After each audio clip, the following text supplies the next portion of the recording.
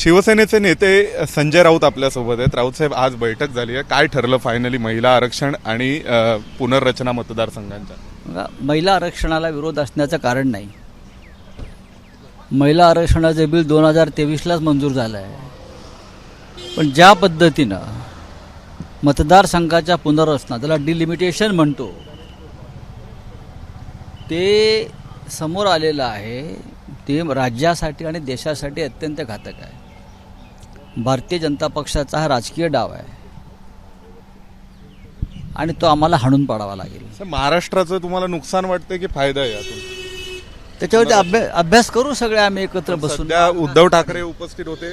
माननीय उद्धव ठाकरे साहेब व्हिडिओ कॉन्फरन्सिंगद्वारे आज बैठकीला उपस्थित होते आणि त्यांनीही तेच सांगितलं की महिला आरक्षणाला आमचा विरोध नाही, पण डिलिमिटेशन संदर्भात देशासमोर जावं लागेल.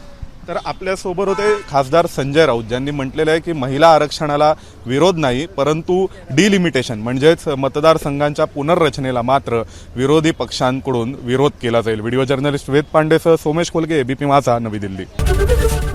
एबीपी माझा, उघडा डोळे बघा नीट.